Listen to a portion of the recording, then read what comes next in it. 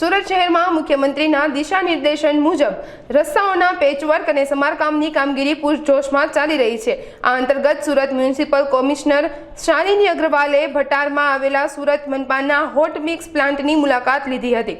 તેમણે પ્લાન્ટના automatic mixture, row મટીરિયલની ગુણવત્તા અને તાપમાનનું બારીકાઈથી નિરીક્ષણ કર્યું હતું। કમિશનરે અધિકારીઓને ગુણવત્તાયુક્ત માર્ગોના નિર્માણ માટે મિશ્રણમાં તમામ તકનીકી ધોરણોનું પાલન કરવા અને દરેક ઝોનમાં જરૂરિયાત મુજબ મટીરિયલ સમયસર પૂરું પાડવાની કડક સૂચના આપી હતી। ગુજરાત રાજ્યના માનનીય મુખ્યમંત્રી શ્રી દ્વારા સતત રોડ રસ્તા રિપેરિંગની કામગીરી વ્યવસ્થિત રીતે થાય અને ગુણવત્તાયુક્ત થાય એમના માટે સૂચના આપવામાં આવી છે।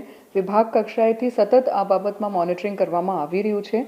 એટલે અહીંયા સુરત કોર્પોરેશનમાં હું શાલિની અગ્રવાલ મ્યુનિસિપલ કમિશનર સુરત અમે એ પ્રકારની બધી જ કામગીરી કોર્પોરેશન કક્ષાએથી વિવિધ વિભાગોના સંકલન સાથે કરાવી રહ્યા છે। સમગ્ર સુરત શહેરમાં રસ્તા રિપેર કરવાની કામગીરી ઝુંબેશ સ્વરૂપમાં કરવામાં આવી રહી છે।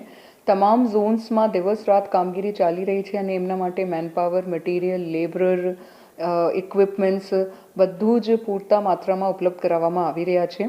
વરસાદ બંધ થયા પછી સુરત કોર્પોરેશનના તમામ હોટમિક્સ પ્લાન્ટ કાર્યરત કરી દેવામાં આવ્યા છે અને હોટમિક્સ પ્લાન્ટ થકી દિવસ રાત ઝોન્સનું શેડ્યુલ બનાવીને ઝોન્સને હોટમિક્સ આપવામાં આવી રહ્યું છે અને એ મુજબ દરેક ઝોનમાં પ્લાન મુજબ મેનપાવર, મશીનરી જ્યારે હોટમિક્સ મટીરિયલ ત્યાં પહોંચે ત્યાં ઉપલબ્ધ રહે અને હાથોહાથ કામગીરી થાય એમના માટેનું એક્શન પ્લાન બનાવવામાં આવ્યું છે।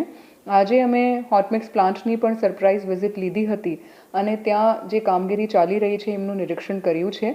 એવરેજ 400 થી 500 મેટ્રિક ટન હોટમિક્સ અત્યારે સમગ્ર સુરત શહેરને આપવામાં આવી રહ્યું છે અને ઝડપથી રોડ રિપેરની કામગીરી વ્યવસ્થિત રીતે પૂર્ણ કરવામાં આવે એવો પ્રયાસ કોર્પોરેશન તરફથી હાથ ધરાયા છે।